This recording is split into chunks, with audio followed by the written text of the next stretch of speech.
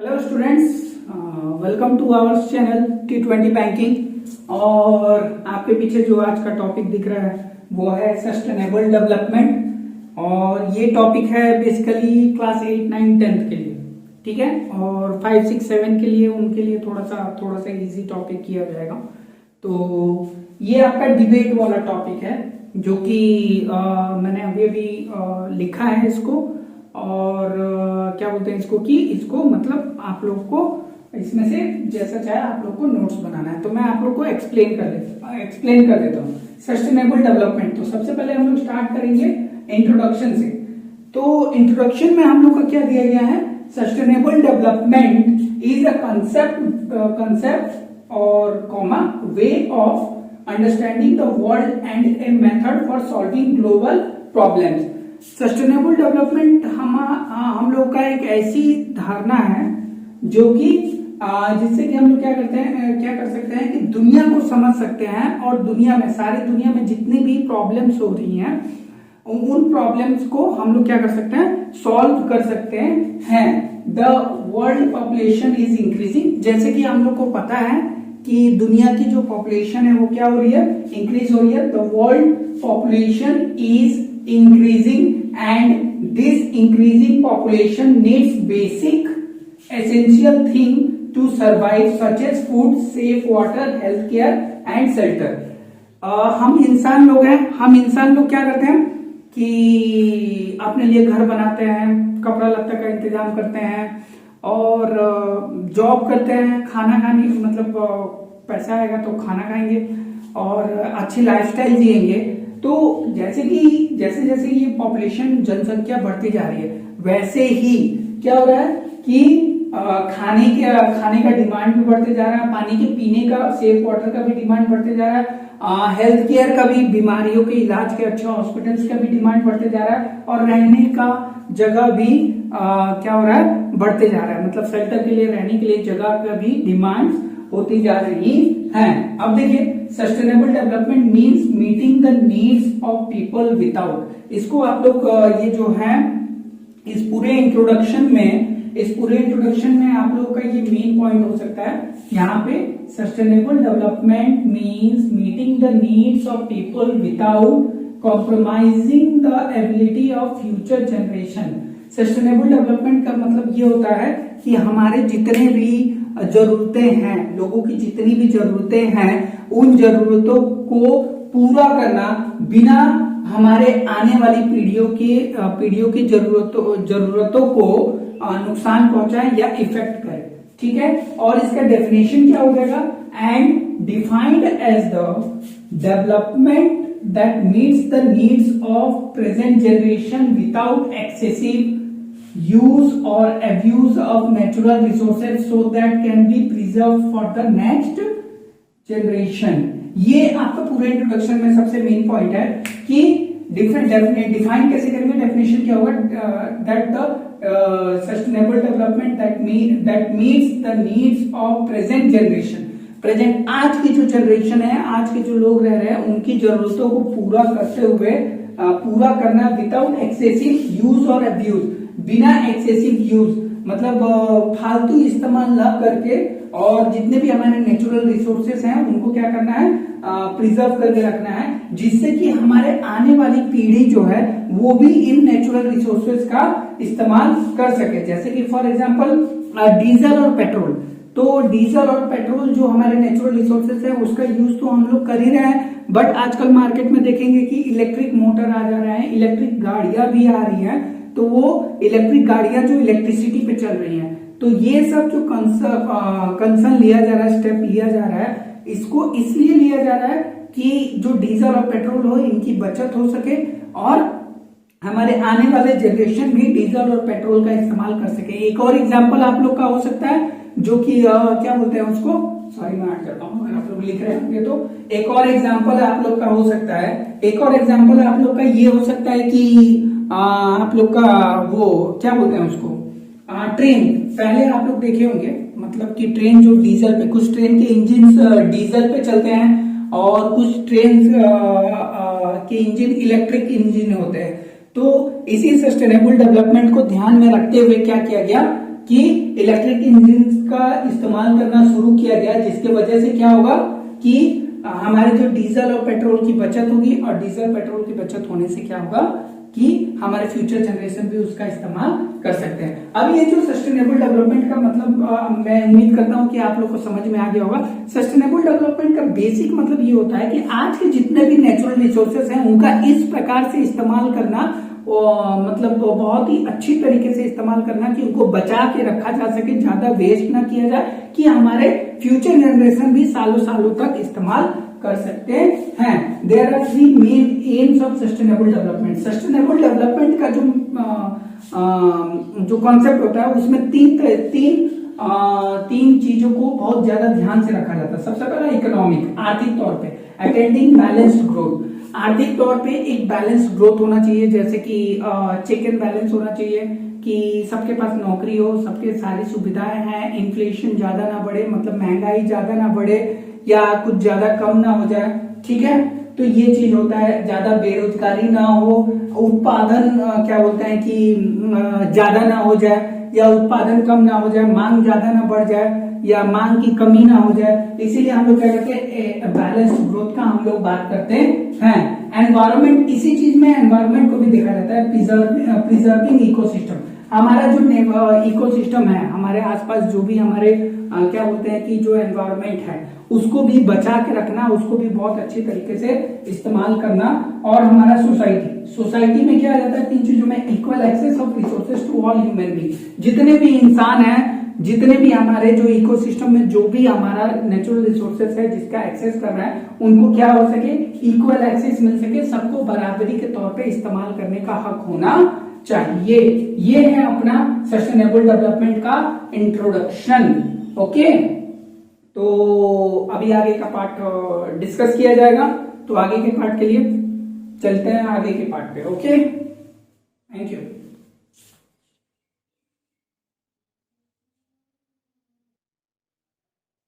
तो जैसे कि आप लोग देख सकते हैं, तो पहले वाला में हम लोगों ने इंट्रोडक्शन देखा था। अब हम लोग का है need for sustainable development. Sustainable development की जरूरत क्यों हो जाती है, तो सस्टेनेबल डेवलपमेंट की जरूरत क्यों है, यहाँ पे ये हम लोग देखेंगे। There are several challenges that need attention in the arena of economic development and environmental depletion।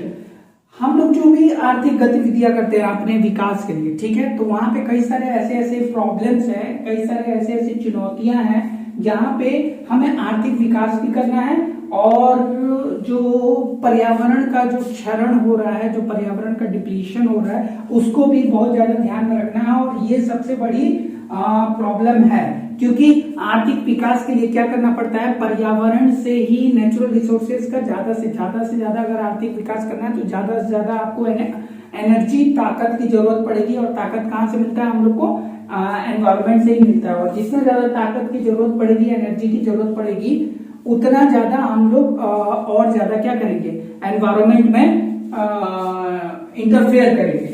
तो यहाँ पे ये होता है कि कितने सारे ऐसे प्रॉब्लम्स हैं जिसको कि हम लोग क्या करते हैं कि डील करना पड़ता है। तो hence the idea of sustainable development is essential to address these issues. Sustainable development का जो आइडिया है ये बहुत ज्यादा काम आ सकता है। ये एनवायरमेंट, इकोनॉमिक डेवलपमेंट और एनवायरमेंट डिप्लेशन के बीच में जो भी प्रॉब्लम्स है उसको सॉल्व करने के लिए। The need of sustainable development arises to curb or prevent environmental degradation। Sustainable development की जरूरत इस बात को लेके है कि हम लोग क्या कर सकते हैं, इकोनॉमिक जो एनवायरमेंटल जो डिग्रेडेशन है उसको हम लोग क्या कर सकते हैं, मैनेज कर सकते हैं सस्टेनेबल डेवलपमेंट के तहत। सस्टेनेबल डेवलपमेंट क्या करेगा, it will check the over exploitation and wastage of natural resources. Sustainable development के थ्रू क्या होगा कि हम लोग का जो ओवर एक्सप्लोटेशन है नेचुरल रिसोर्सेज का, जो फालतू इस्तेमाल किया जा रहा है, उसको चेक एंड बैलेंस करेगा, रोकेगा। It will help in finding alternative sources to regenerate renewable energy resources. Sustainable development क्या करेगा, ये अल्टरनेटिव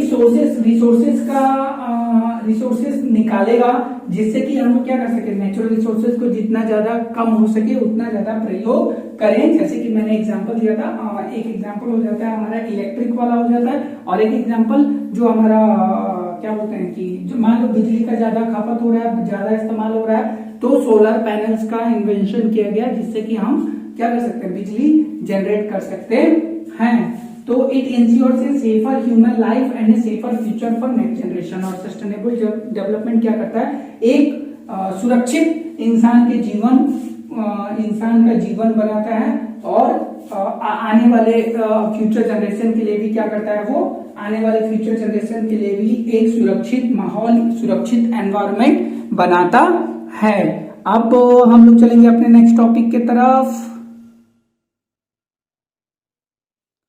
तो अब हम लोग का नेक्स्ट आ जाता है इसमें, how to practice sustainable development. Sustainable development को हम लोग कैसे प्रैक्टिस कर सकते हैं और कैसे सस्टेनेबल डेवलपमेंट को इम्प्लीमेंट कर सकते हैं। तो सबसे पहले सस्टेनेबल डेवलपमेंट को इम्प्लीमेंट करने के लिए awareness must be spread among people with the help of campaigns. लोगों को सबसे ज्यादा जानकारी मुहैया करानी पड़ेगी। Awareness must be spread among people with the help of campaigns. Campaigns के बारे में सस्टेनेबल डेवलपमेंट के बारे में कई जगह कैंपेन्स लगाना पड़ेगा। कैंपेन्स मतलब एक जैसे वो क्या बोलते हैं, नेता लोग भाषण सुन नहीं देते, कई जगह लोग इकट्ठा होते हैं, वैसे तो सस्टेनेबल डेवलपमेंट के बारे में कैंपेन्स लगाना पड़ेगा, लोगों को इसके बारे में जानकारी मुहैया करानी पड़ेगी। और सेकेंड चीज ये होता है, people can adopt sustainable lifestyle.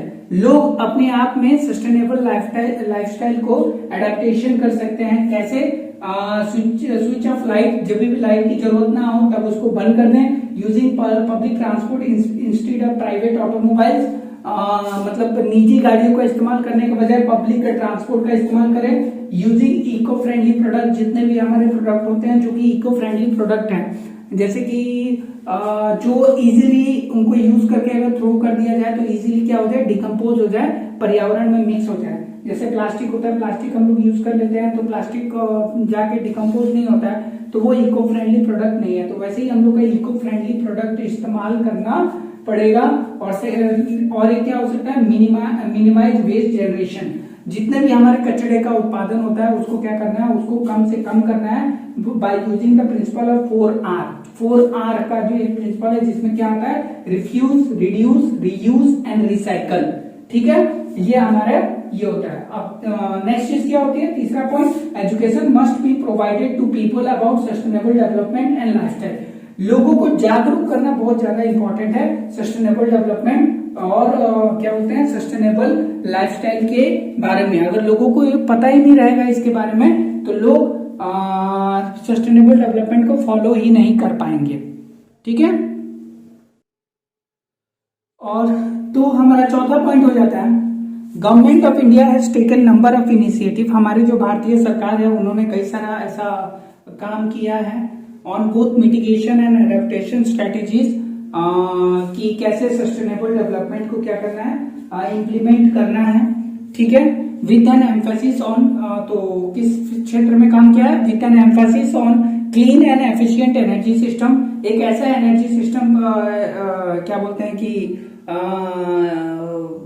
Energy system पे काम किया है जिससे कि क्या हो सके कि एक क्लीन और एफिशिएंट एनर्जी सिस्टम मिले, जो कि ऐसा ऊर्जा का स्रोत मिले जिससे कि हम लोगों का एनवायरमेंट में कोई डिग्रेडेशन ना हो, कोई नुकसान ना हो। रेसिलिएंट अर्बन इंफ्रास्ट्रक्चर, ऐसे शहरों का शहरीकरण इस प्रकार से करना कि क्या बोलते हैं उसको, कि कोई भी पर्यावरण को कोई भी नुकसान ना हो। वाटर कंजर्वेशन एंड प्रिजर्वेशन, पानी को बचा के रखना। ठीक है, safe, smart and sustainable green transportation network, और ऐसा ट्रांसपोर्टेशन नेटवर्क बनाना जिससे कि सेफ हो, पहली बार सेफ हो, स्मार्ट हो और विदाउट पॉल्यूशन वाला हो। प्लांट एफोरेस्टेशन, मतलब पेड़ लगाना। ठीक है, तो the government has also supported various sectors such as agriculture. तो गवर्नमेंट ने क्या किया है कि सस्टेनेबल डेवलपमेंट के तहत कि जितने भी हमारे सेक्टर है, खेती बाड़ी का सेक्टर है, जंगलों का सेक्टर है, कोस्टल एरियाज जो हैं, समुद्र के पास में जो एरियाज हैं वहां का जो सिस्टम है, और डिजास्टर मैनेजमेंट, अगर कोई आपदा आ जाए तो उसको कैसे मैनेज करना है, as a role of sustainable development में किस प्रकार करना है। गवर्नमेंट ने कई सारे स्टेप्स लिए हुए हैं। अगर हम स्टेप्स पे जाएंगे तो ये और बड़ा हो जाएगा। जो कि आप लोगों को अभी तक मतलब इतना काफी है। एक इसके बाद आपका कंक्लूजन आएगा। तो जैसे कि इस टॉपिक से हम लोग इतना जान सकते हैं कि सस्टेनेबल डेवलपमेंट में हमारा सब कुछ आ जाता है, सारी चीजें हमारे सस्टेनेबल डेवलपमेंट में आ जाती है। ठीक है, तो अब मूव करते हैं हम लोग अपने कंक्लूजन के तरफ। तो ये है हम लोग का सस्टेनेबल डेवलपमेंट का कंक्लूजन में है एनवायरमेंट चेंज, मेरे ख्याल से दिख रहा होगा आप लोग को। Environment change and constant use of renewable energy have become a concern for all of us. जो हमारे पर्यावरण में बदलाव हो रहे हैं, जो हमारे पर्यावरण में environment change and constant use of renewable energy have become concern for all of us around the globe. क्या बोलते हैं, जो पर्यावरण में हम लोग के बदलाव हो रहे हैं, वो बदलाव और बार बार रिन्यूएबल एनर्जी को यूज करना, ये हमारे लिए चिंता का सबब हो गया है। सोचने पे हम मजबूर है। Sustainable development must be inculcated in young adult so that they make the earth a better place. Sustainable development, जैसे कि हम लोगों ने पीछे डिस्कस किया कि सस्टेनेबल डेवलपमेंट की तौर पे क्या क्या चीजें हम कर सकते हैं, सरकार क्या कर सकती है प्रिजर्वेशन के लिए, कंजर्वेशन के लिए, फ्यूचर जनरेशन के लिए। तो ये सब सारी चीजें हमारे जो यंग जनरेशन है उनके दिमाग में ये चीजें पहुंचानी चाहिए, उनको ये चीजें बतानी चाहिए, जिससे कि वो पृथ्वी को एक रहने लायक बहुत ही अच्छी जगह क्या कर सके, बना सके। जैसे कि मैं आप लोगों को सस्टेनेबल डेवलपमेंट के बारे में बता रहा हूं, तो ऐसे ही आप लोग भी आगे जाएंगे तो आगे जाके आप लोग भी अपने फ्यूचर जनरेशन को सस्टेनेबल डेवलपमेंट के बारे में बताएंगे। तो और क्या होता है, sustainable development help secures a proper lifestyle for future generation. Sustainable development के से क्या होता है कि हमारे आने वाली पीढ़ी एक अच्छा जीवन जी पाएंगे। जैसे कि अगर हम लोग पानी का बचत करके रखें तो हमारी आने वाली पीढ़ी के लिए भी पानी रहेगा, जिससे कि वो मतलब आराम से खा पी सकेंगे। It reduces various kinds of pollution on earth. हमारे पृथ्वी पे सस्टेनेबल डेवलपमेंट के थ्रू क्या कर सकते हैं कि पॉल्यूशन को कंट्रोल कर सकते हैं and ensures economic growth and development. एक बहुत ही अच्छा आर्थिक विकास हम लोग पा सकते हैं। अब ठीक है, तो ये आप लोग का सस्टेनेबल डेवलपमेंट में डिबेट का टॉपिक है। और आप लोग क्या बोलते हैं कि अगर इसमें और कुछ ऐड करना चाहें तो अपनी तरफ से जरूर ऐड करें और उसको अपने डिबेट के टाइम पे जरूर बोलें उसको। तो मिलते हैं आप लोगों से नए टॉपिक के साथ फिर से। Thank you so much, bye bye.